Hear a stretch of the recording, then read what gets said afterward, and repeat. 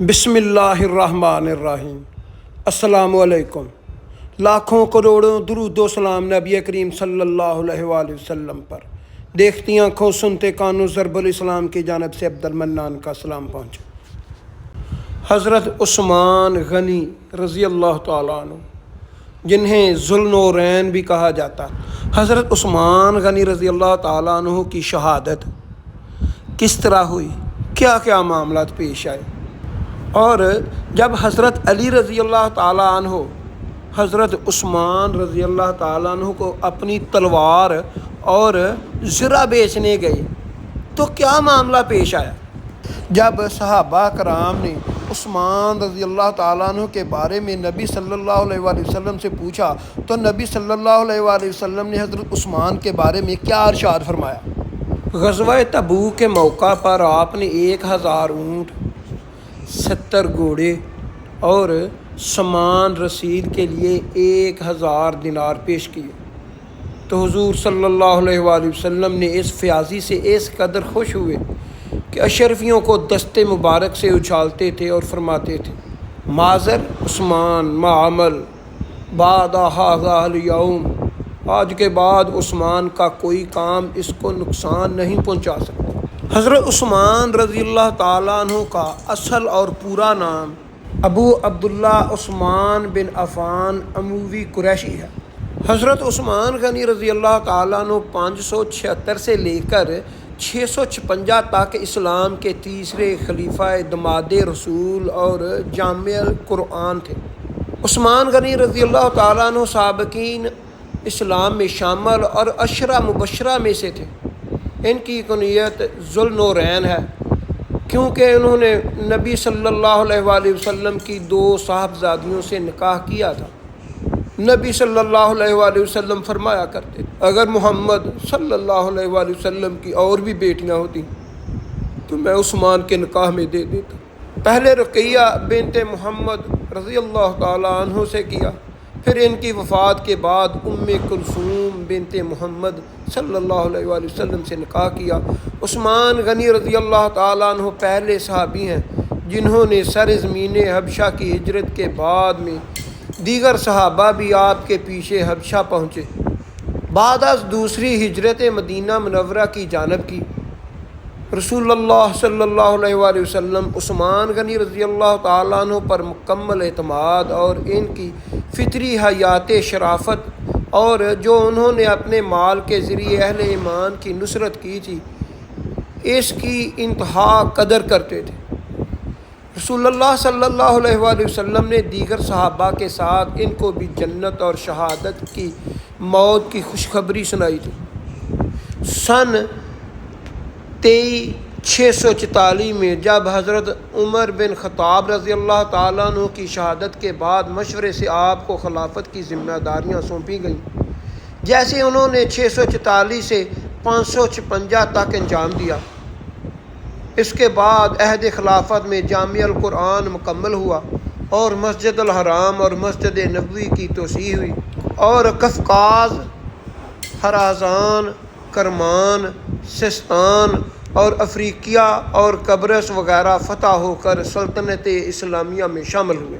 نیز انہوں نے اسلامی ممالک کے ساحلوں کو بعض نبطیوں کے حملے سے بھی محفوظ رکھنے کے لیے اولین مسلم بحری فوج بنائی تھی۔ آپ کا زمانہ خلافت 12 سال کے عرصے پر محیط ہے۔ خلیفہ سوم سیدنا عثمان غنی رضی اللہ تعالیٰ عنہ کا تعلق قریش کے معزز قبیلے سے ہے۔ ایک دفعہ جب نبی کریم صلی اللہ علیہ وآلہ وسلم نے اپنی پیاری بیٹی فاطمہ الزہرا رضی اللہ تعالیٰ عنہ ان کا نکاح مبارک حضرت علی رضی اللہ تعالیٰ عنہ سے طے کیا تو نبی صلی اللہ علیہ وآلہ وسلم نے ارشاد فرمایا، اے علی کیا تیرے پاس پیسے ہیں؟ تو حضرت علی کرم اللہ وجہہ ارشاد فرماتے ہیں، یا رسول اللہ صلی اللہ علیہ وآلہ وسلم میرے پاس کوئی پیسہ نہیں ہے۔ پھر نبی صلی اللہ علیہ وآلہ وسلم نے ارشاد فرمایا، تو علی کوئی چیز بیچ کر پیسے کا انتظام کر لو۔ تو حضرت علی رضی اللہ تعالیٰ عنہ نے اپنی زرہ اور اپنی تلوار حضرت عثمان رضی اللہ تعالیٰ عنہ کو بیچی اور پیسے لے کر چل دیے۔ تو پیچھے سے حضرت عثمان رضی اللہ تعالیٰ عنہ نے سوچ کر آواز دی، اے علی۔ تو حضرت علی رضی اللہ تعالیٰ عنہ متوجہ ہوئے، تو حضرت عثمان رضی اللہ تعالیٰ عنہ نے بلا کر کہا، اے علی، یہ تلوار اور زرہ عثمان کی جانب سے تمہیں تحفہ ہے، یہ بھی لے لو۔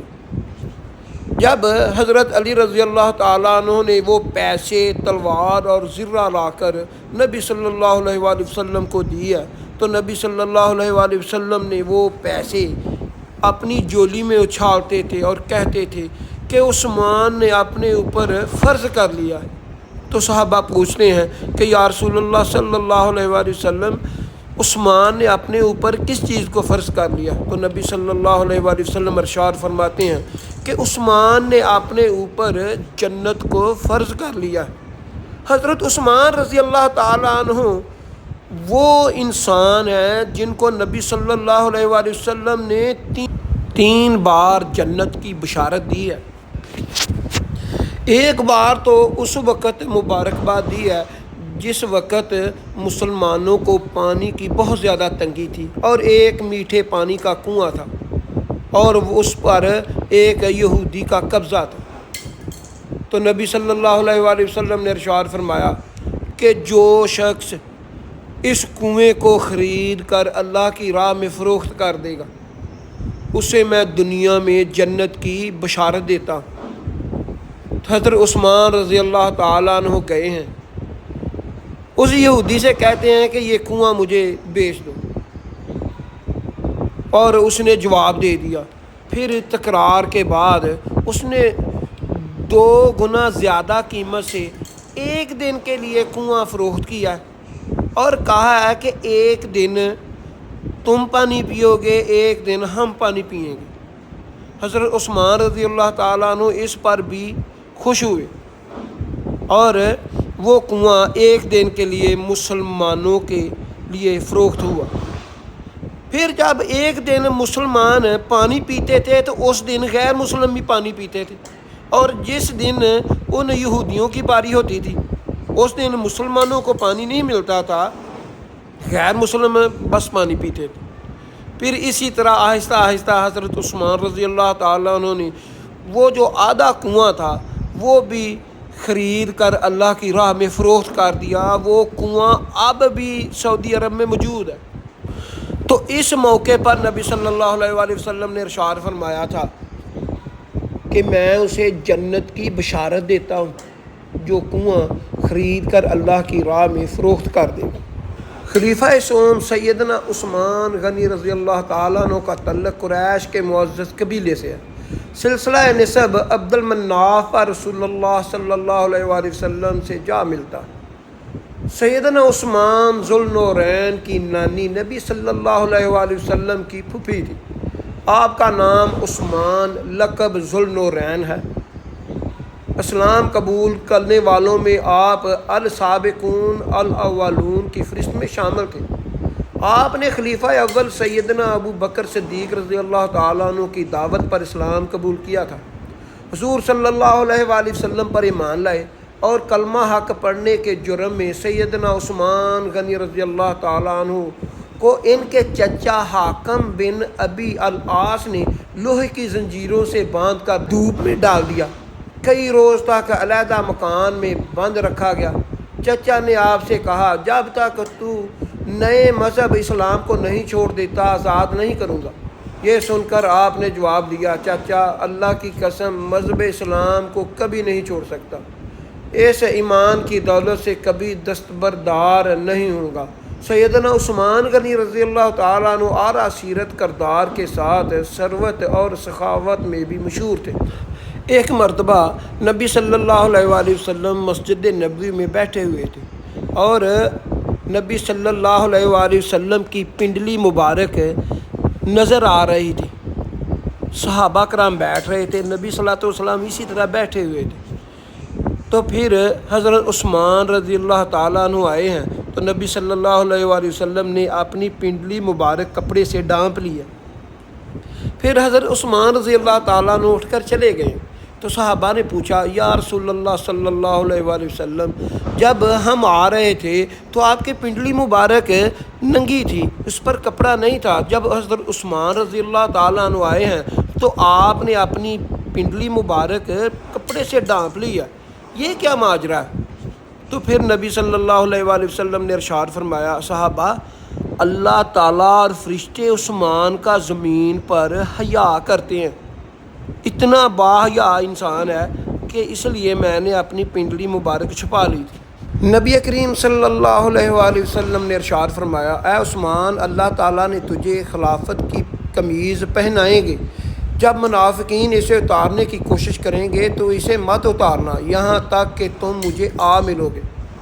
چنانچہ جس روز آپ کا محاصرہ کیا گیا تو آپ نے فرمایا مجھ سے حضور صلی اللہ علیہ وآلہ وسلم نے عہد لیا تھا کہ منافقین خلافت کی قمیض اتارنے کی کوشش کریں گے، تم نہ اتارنا، اس لیے میں اس پر قائم ہوں اور صبر کر رہا ہوں۔ حضرت عثمان بن عفان کو حضور صلی اللہ علیہ وآلہ وسلم کی پیشین گوئی کے مطابق یہ یقین تھا کہ ان کی شہادت مقدر ہو چکی ہے۔ آپ صلی اللہ علیہ وآلہ وسلم نے متعدد مرتبہ ان کو اسی سانچے سے خبردار کیا تھا، صبر و استقامت کی تاکید فرمائی تھی۔ حضرت عثمان بن عفان رضی اللہ تعالیٰ عنہ اس وصیت پر پوری طرح قائم تھے اور ہر لمحہ ہونے والے واقعے کے منتظر تھے۔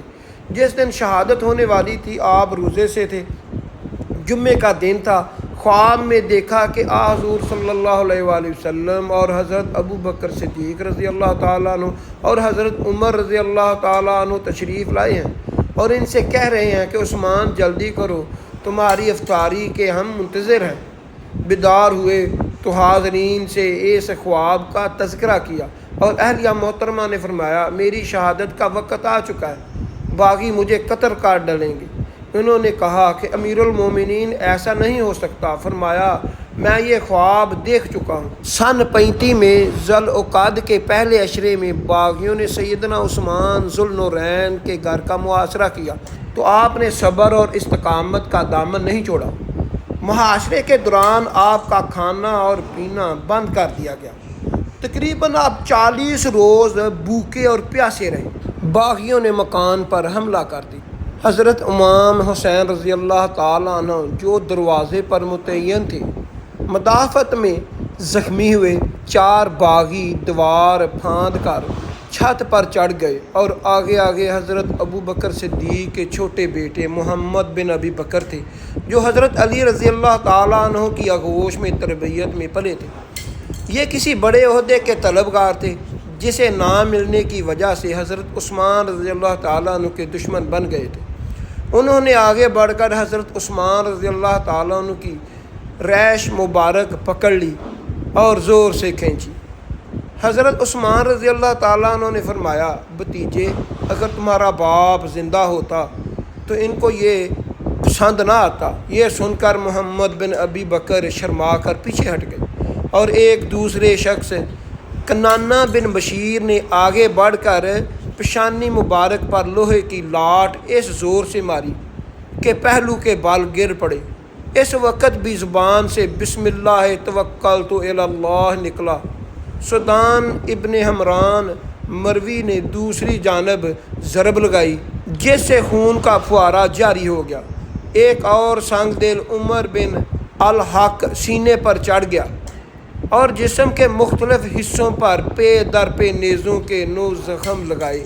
کسی شکی آدمی نے آگے بڑھ کر تلوار کا وار کیا۔ آپ کی وفادار بیوی حضرت نائلہ بنت فریدسہ رضی اللہ تعالیٰ عنہ جو پاس ہی بیٹھی ہوئی تھیں ہاتھ پر روکا، 3 انگلیاں کٹ کر علیحدہ ہو گئیں۔ وار نے ذوالنورین کی شمع حیات بجھا دی۔ اس بے کسی کی موت پر عالم امکان نے ماتم کیا۔ کائنات اراضی و سماوی نے خون حق پر آنسو بہائے۔ کارکن قضائے قدر نے کہا جو خون آج شام تلوار بے نیاز ہوئی وہ قیامت تک بے نیام رہے گی، اور فتنہ و فساد کا جو دروازہ کھلا ہے وہ حشر تک کھلا رہے گا۔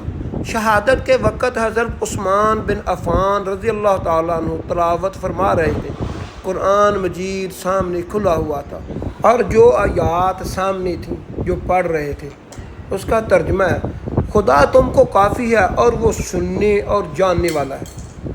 جمعے کے دن عصر کے وقت شہادت کا واقعہ پیش آیا۔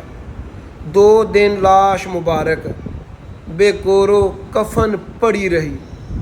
حرم رسول قیامت برپا تھی، باغیوں کی حکومت تھی، ان کے خوف سے کسی کو علانیہ دفن کرنے کی ہمت نہ ہوتی تھی۔ حضرت عثمان رضی اللہ تعالیٰ عنہ 2 دن جستے خاکی پڑے رہنے کے بعد رات کو چند آدمیوں نے اپنی جان ہتھیلی پر رکھ کر کفن دفن کی ہمت کی اور غسل دیے بغیر اسی طرح خون آلود پیرہن میں شہید مظلوم کا جنازہ اٹھایا اور کل 17 افراد نے کابل سے مراکش تک کا فرما روا کے جنازے کی نماز پڑھی، اور حضرت زبیر بن معظم رضی اللہ تعالیٰ عنہ نے حضرت عثمان رضی اللہ تعالیٰ عنہ کی نماز جنازہ پڑھائی اور جنت البقیع میں دفن کر دیا۔